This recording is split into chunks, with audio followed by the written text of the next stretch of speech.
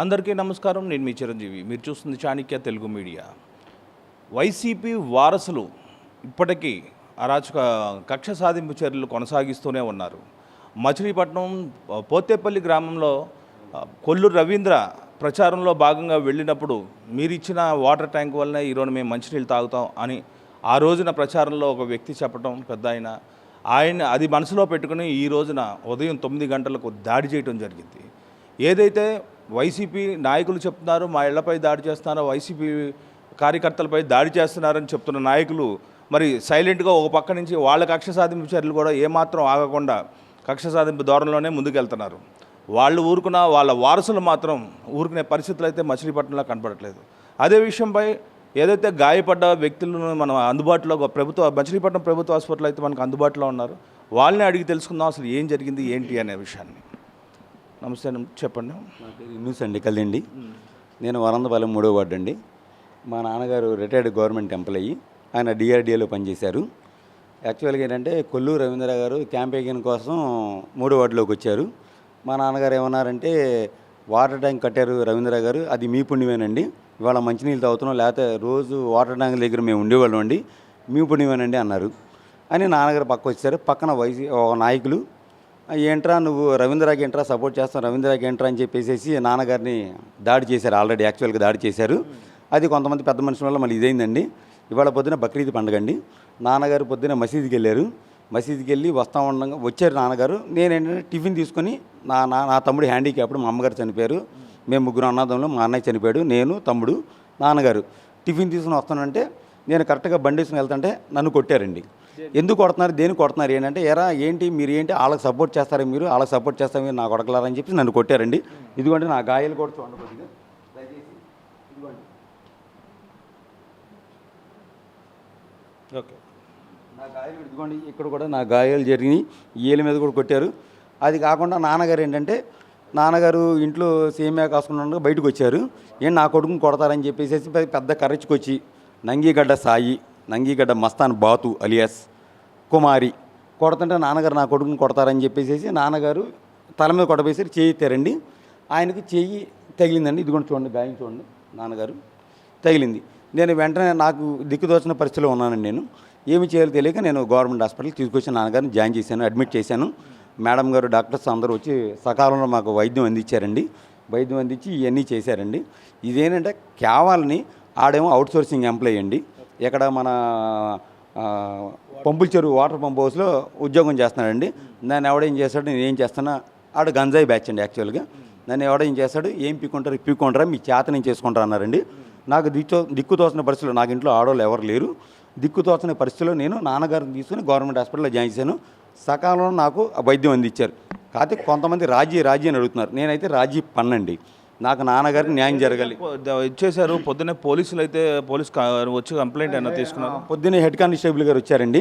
వచ్చి కంప్లైంట్ రాసుకున్నారు. ఏంటమ్మా ఏం జరిగిందని అడిగారు. సార్ ఇలా జరిగింది సార్, ఇలా జరిగింది సార్, మీరు ప్యాడ్లో కూడా ఎంక్వైరీ చేసుకోండి, వలందపాలెం 3వ వార్డులో ఎంక్వైరీ చేసుకోండి, చేసుకున్న తర్వాత మాదేమైనా తప్పండి మేము క్షమాపణ చెప్తున్నాం సార్, లేదంటే వాళ్ళ శిక్షణ సార్.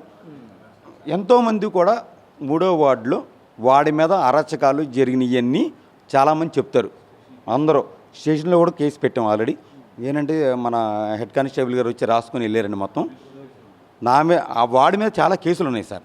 ఎంతోమందిని కొట్టి వెనకాల పూర్తిగా ఇదంతా చేయించడానికి కారణం ఎవరండి? అది నేను చెప్పలేను సార్. కారణం ఏంటంటే ఉన్నారు వెనకాల కొంతమంది బ్యాచ్ని చూసుకొని, హల్చల్ బ్యాచ్ చూసుకొని రెచ్చిపోతున్నారు. ఇప్పుడు ఆయన గొడవపడే మనిషి కాదు.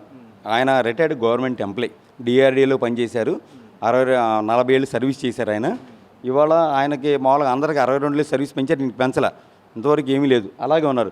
ఆయన గొడవపడే మనిషి, ఆయన కొట్టాల్సిన అవసరం లేదు. నాకు మా అమ్మగారు చనిపోయారు. 3వ వార్డు అంటున్నారు. 3వ వార్డు అంటే మీ అక్కడ కార్పొరేటరు సెలం బాబ్జీ, మరి ఆయన ఏమంటారు? నాకు ఫోన్ చేశారండి, సెలం బాబ్జీ గారు ఫోన్ చేశారు. ఏంట్రా ఇలా జరిగింది సార్, నీ ఇష్టంరా, నువ్వేం చేసుకుంటో చేసుకో, నేను అడ్డం రాను. అయితే కొంతమంది రాజీగానే వచ్చారు. నేనైతే రాజీ పన్నని చెప్పా. ఇప్పుడు నా తండ్రికి ఇవాళ రక్త కళ్ళ చూశాను, నేను రాజీ పన్నని చెప్పా. ఫోన్లు చేస్తున్నారు, అయినా సరే నేను ఎవరికి ఇదవట్లా. నా తండ్రికి న్యాయం జరగాలి. ఆడికి ఇంకోటి, ఇప్పుడు వాటర్ ట్యాంక్ 3వ వార్డులో వాటర్ ట్యాంక్ పక్కన ఇల్లు పొరంబోకి ఇల్లు, అది దానికి పట్టా లేదు, ఏమీ లేదు దానికి. మరి ఆ ఇంట్లో ఉంటున్నాడు, ఎలా ఉంటున్నాడు? మరి అది గవర్నమెంట్ సైట్ ఆక్రమించి ఇల్లు కట్టుకున్నారు వాళ్ళు. మరి దానికి కూడా న్యాయం జరగాలి కదా సార్. సరే, ఏదైతే తండ్రి దెబ్బలు తగిలిన చెప్తున్నారో తండ్రి గారితో మాట్లాడే ప్రయత్నం చేద్దాం. బాబాయ్ చెప్పండి, అసలు ఏం జరిగింది, ఏంటి కదా? ఏం లేదు, కొల్లూరు రవీంద్ర గారు క్యాన్వాసింగ్కి వచ్చారు. క్యాన్వాసింగ్కి వస్తే ఏంటి సంగతులు అన్నాడు. ఏం లేదయ్యా, నేను రిటైర్ అయిపోయాను డీడీలో చేసి, ఇట్లా మీరు వాటర్ క్యాన్కి కట్టారు, కడుపు నిండా నీళ్ళు తాగుతున్నాము, లేకపోతే 4:30 నుంచి బిందెలు వేసుకుని ట్యాంకీ కోసం ఎదురు చూసేవాడు అని చెప్పి సెకండ్ ఇచ్చి నవ్వాడు. ఆయన వెళ్ళిపోయిన తర్వాత వీళ్ళు మా ఇంటి ఎదురుకుండా వాళ్ళు వచ్చి వైసీపీ వాళ్ళు, నా కొడక ఆడిని పొగుడుతామేంటి, లంచా కొడక నీ అంత చూస్తామన్నారు. చూస్తే చూడండి అని నేను ఇంట్లోకి వెళ్ళిపోయా. తర్వాత తాగి వచ్చి పద్దాకా వెళ్తుంటే వస్తుంటే తిడతాం, నాన్న బుద్ధులు తిడతాను, నేనేం మాట్లాడే ఓపిక కూడా లేదు నా దగ్గర. ఇవాళ మసీదుకి వెళ్ళి బట్టలు ఇడిచి ఏదో సేమే కాసుకుందామని కాసుకుంటుంటే ఈ మా అబ్బాయికి ఎకరాని పని. అప్పుడు కొడుతున్నారండి. కొడుతుంటే నేను ఇంటి నుంచి బయటకు వచ్చేటప్పటికి కొట్టుకుంటా మా ఇంట్లో పరిగెత్తుకొచ్చాడు. పరిగెత్తుకొచ్చా, నేను బయటికి వెళ్ళేటప్పటికి బాతు అన్నవాడు చిన్న మస్తాను నడి మీద కొట్టాడు.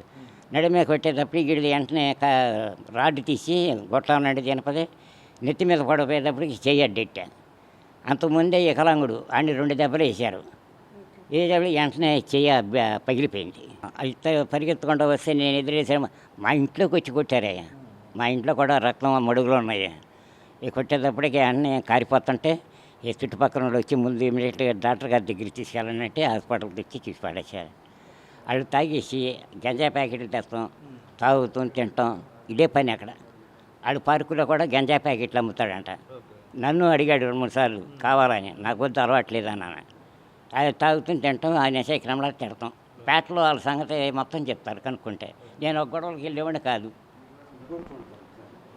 ఏదైతే వైసీపీ వారసులు అని చెప్పారో, వారసులు అండలు చూసుకుని మొన్నటిదాకా వైసీపీ ప్రభుత్వం ఉన్నప్పుడు విచ్చలవిడిగా దందాలు చేసి అందరిని బెదిరించి గంజాయి అమ్ముతాడు అని కూడా ఈ క్షతగాత్రులు అయితే చెప్పడం జరుగుతుంది.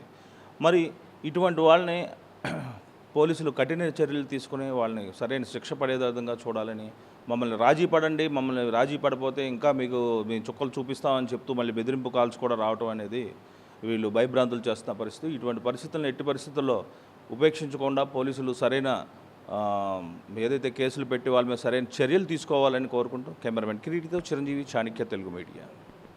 నమస్తే ఫ్రెండ్స్, నేను మీ రూపిణి. మీ అందరూ చాణక్య ఛానల్లో వీడియోస్ చూస్తున్నారు కానీ వాటికి లైక్ చేయట్లేదు అండ్ సబ్స్క్రైబ్ చేయడం మర్చిపోతున్నారు. మీరు కనుక చాణక్య ఛానల్కి సబ్స్క్రైబ్ చేస్తే మాకు ఇంకా మంచి వీడియోస్ని, న్యూసెస్ని చేయడానికి మాకు మోటివేషన్ ఉంటుంది. Thank you and don't forget to subscribe Chanakya channel.